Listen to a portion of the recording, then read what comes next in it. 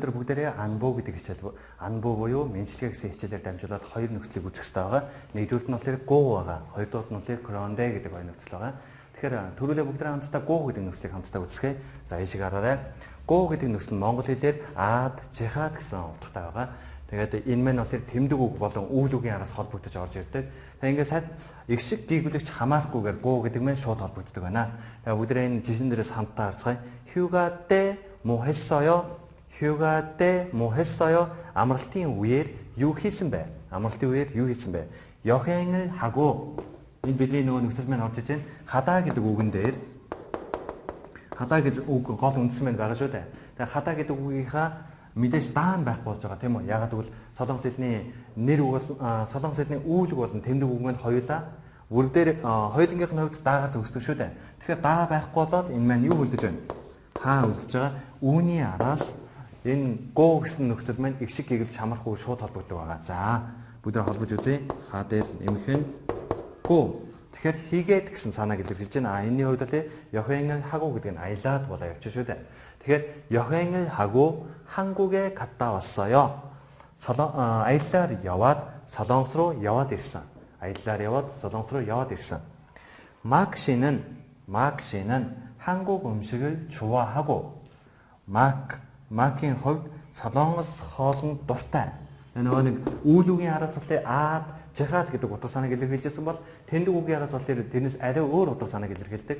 Тэгэхээр гол нь болохоор тэр зүйлийг нэг зүйлийг өгүүлээд дараагийн үйл рүү явж орж байгаа. Тэгэхээр энэ мань болохоор дуртай.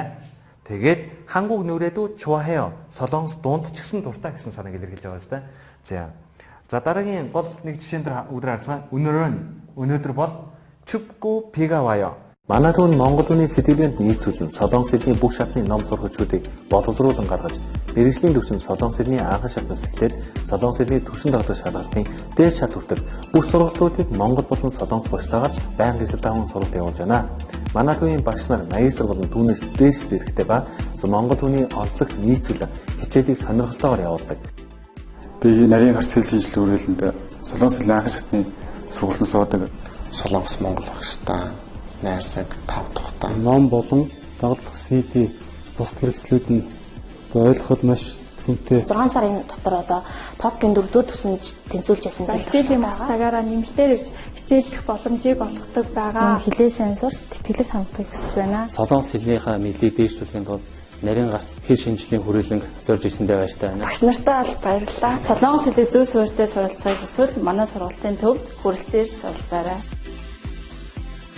Та бүхэн солонгос хэлийг чанартай зөв суурьтай сурмаар байвал нарийн гарц солонгос хэлний мэргэжлийн сургалтын төвд хүрэлцээрэй. Та сурч чадвал бид зааж чадна гэсэн уриатаад манайх үйл ажиллагаа байнга явуулж байна.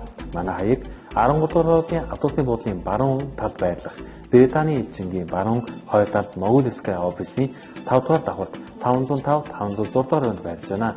Манай утас 9664 9939 8994 9939 даяагуудаа залгаарай.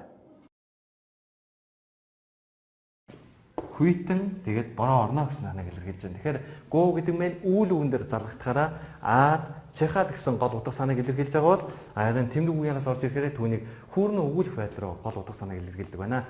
Тэгэхээр та бүхэн жишээн дээрээс олон жишээн дээр ажиллаад бүгдээрээ үзээрэй.